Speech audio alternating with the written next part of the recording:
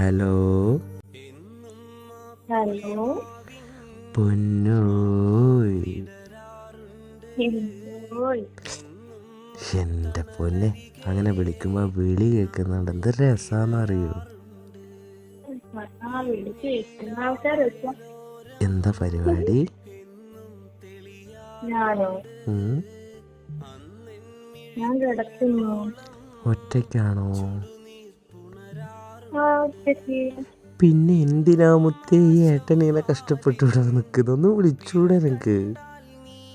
അച്ചടാ അമ്മ അവിടെ കിടന്നാ മതി. ഹൈഷ്, പെണ്ണിനൊരു റൊമാൻസും ഇല്ല കേട്ടോ.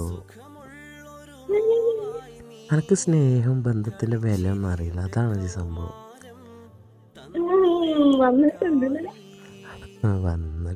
വന്നിട്ട് കഴിഞ്ഞ തവണ ഉണ്ടായ പോലെ ഒന്നും ഉണ്ടാവില്ല, പേടിക്കണ്ട കേട്ടാ.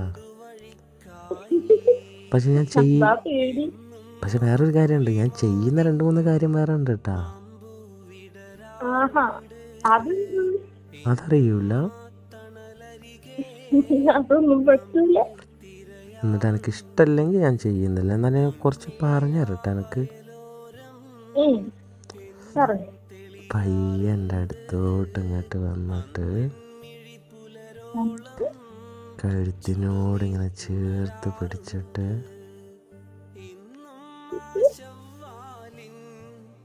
പയ്യെ ഞാൻ അടുത്തോട്ട് വന്നിട്ടേ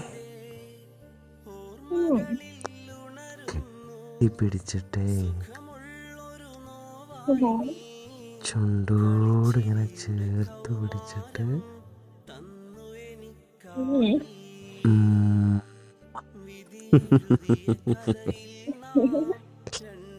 സെറ്റല്ലേ?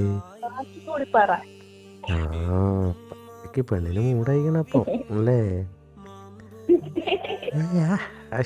എന്താ ചിരി, നല്ല കേട്ടാ മതി. എന്നും പുളിമാവിൻ മാമ്പൂ വിടരാറുണ്ട്, എന്നും തണലരികെ നമ്മെ തിരയാറുണ്ട്. മുന്നില്ലാ വയലോരം എന്നും തെളിയാറുണ്ട്, അന്നെന്നിഴി പുലരോളം ചുടുനീർ പുണരാറുണ്ട്.